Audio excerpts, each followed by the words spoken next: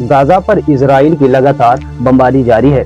रविवार को गाजा पट्टी में हुई हमलों में कम से कम 37 लोग मारे गए, जिसमें 6 भाई भी शामिल थे, जो भूखे फलस्तीनियों को भोजन उपलब्ध कराने वाले स्वयंसेवक थे।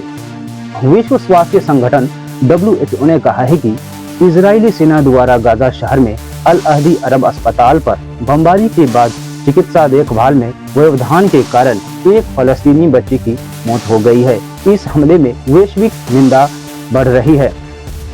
यमन के अधिकारियों का कहना है कि राजधानी सना के निकट अमेरिकी हमलों में 6 मारे गए और 20 घायल हैं, जबकि हौती विद्रोह समूह ने इजराइल के मुख्य हवाई अड्डे पर मिसाइल हमले के दावा किया है।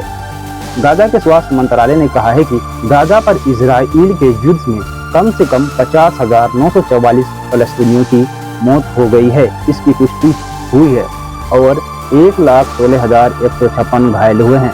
सरकारी मीडिया कार्यालय ने मृतकों की संख्या 61,700 से अधिक बताई है और कहा है कि मलबे के नीचे लापता हजारों लोगों मारे गए हैं। इसकी आशंका है 7 अक्टूबर 2023 को हमास के नेतृत्व में हुई हमलों के दौरान इजराइल में कम से कम 1139 लोग मारे गए और 200 से अधिक लोगों को बंदी बना लिया गया है। तुर्की के फिदान ने इजराइल के समर्थन को लेकर अमेरिका और यूरोप संघ की आलोचना की है। तुर्की के विदेश मंत्री हकान फिदान ने कहा है कि दुनिया के अधिकांश देश गाजा पर इजराइल के युद्ध का विरोध करते हैं, लेकिन ये नरसंहार तब तक समाप्त नहीं होगा जब तक अमेरिका और यूरोप देश का समर्थन करना जारी रखेंगे।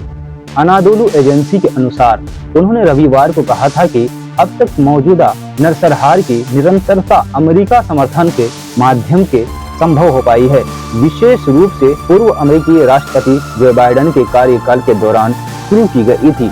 ये नीतियों के कारण हुई थी।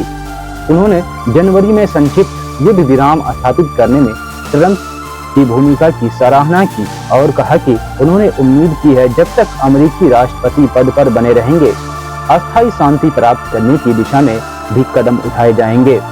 उन्होंने कहा है कि सभी राजनीतिक मंडल इस बात पर सहमत है अमेरिका में नए प्रशासन को और अधिक जानकारी दी जाने की आवश्यकता है तथा इस चल रहे युद्ध के जोखिम को और अधिक विस्तार से समझाया जाए।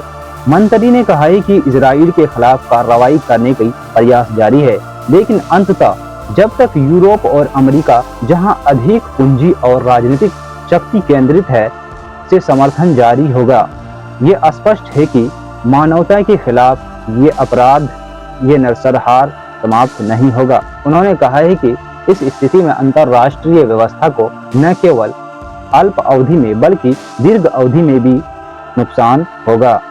YouTube पर देख रहे हैं तो सब्सक्राइब कर दीजिएगा और Facebook पेज पर देख रहे हैं तो फॉलो कर दीजिएगा। ये सब न्यूज़ अल जजीरा न्यूज़ के मुताबिक है।